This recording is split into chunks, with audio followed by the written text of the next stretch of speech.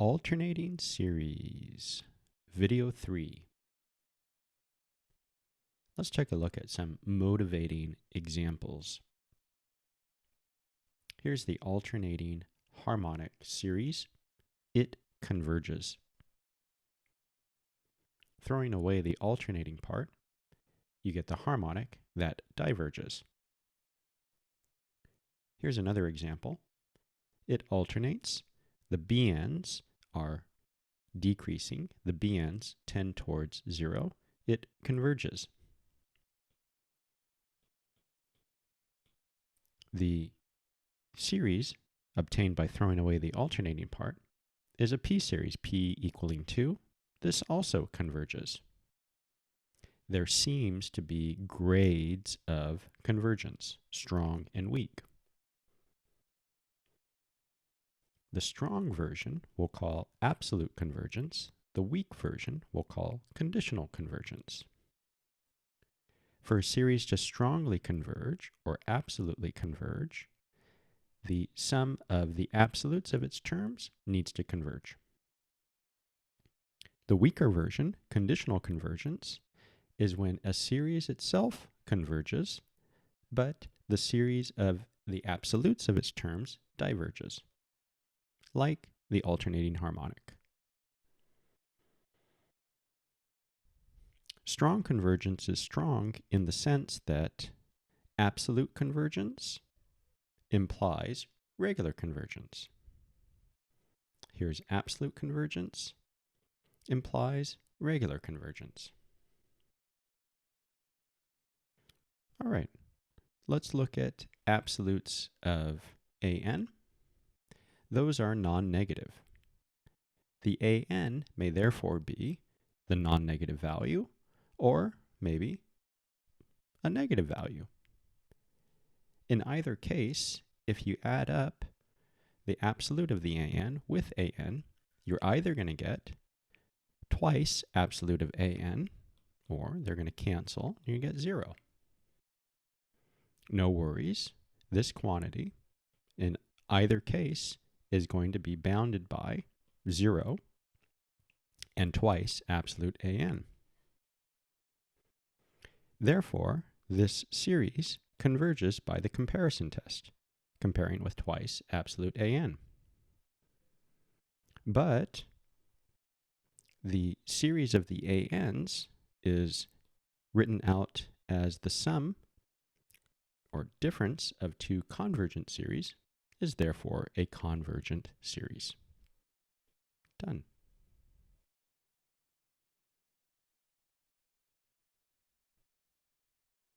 Thus, looking at this guy,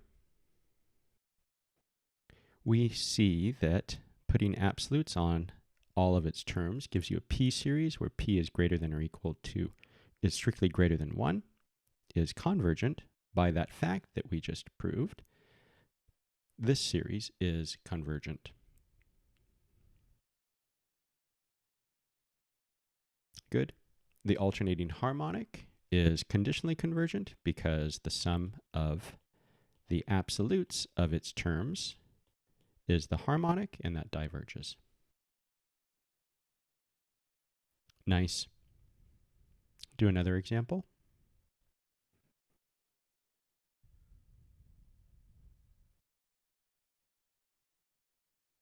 All right. Infinite series alternates, and then the Bn terms. We want to classify this as either being conditionally convergent or absolutely convergent. Okay, so we first need to determine whether or not the actual series itself converges.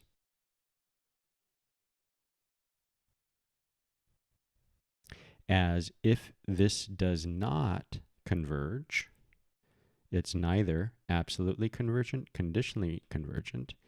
If this does not converge, you have to say that that diverges. Okay, so first let's determine that this actually converges. Well, it's alternating, so let's identify the BNs. and then apply AST in order to conclude that the given series converges. So here are the BNs, and notice that it's going to be useful to take this denominator and push it under each term in the radical. So that means it has to be pushed under as an n squared. N over n squared is 1 over n plus 1 over n squared. All right. AST has two components. The BNs need to be decreasing, and then second, the BNs need to go to 0.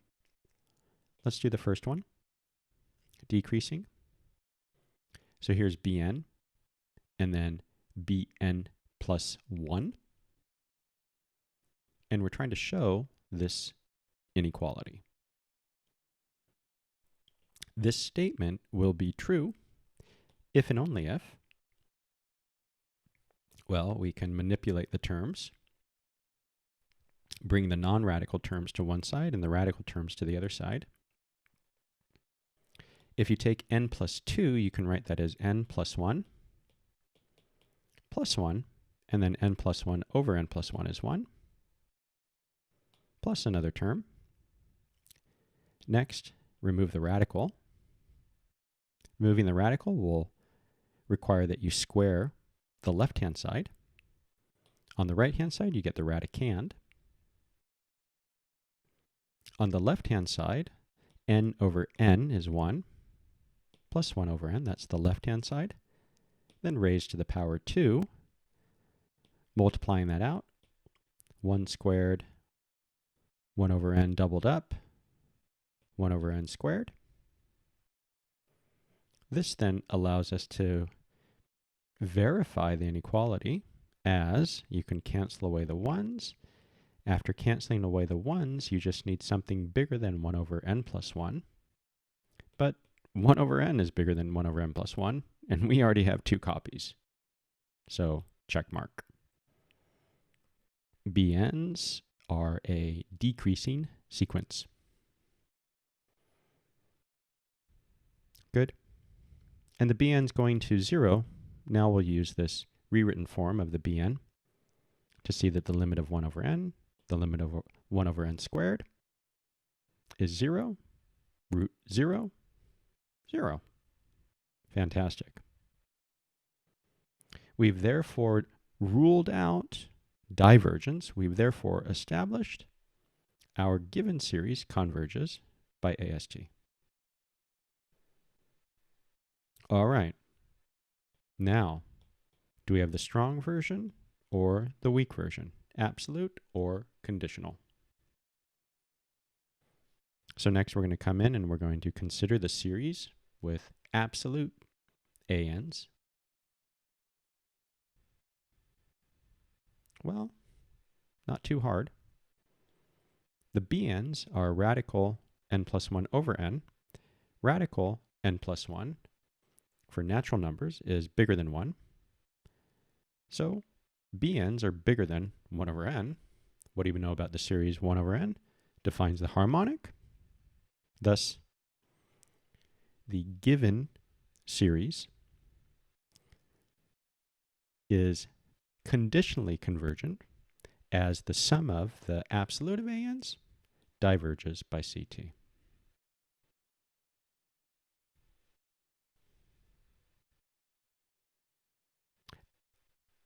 Excellent. This is showing that in looking at a series, you have 3 choices. It can diverge, it can converge, but only on condition that you don't introduce absolutes, or it can converge, and even if you do introduce absolutes, it still converges. 3 different choices. Good to have choices. Excellent.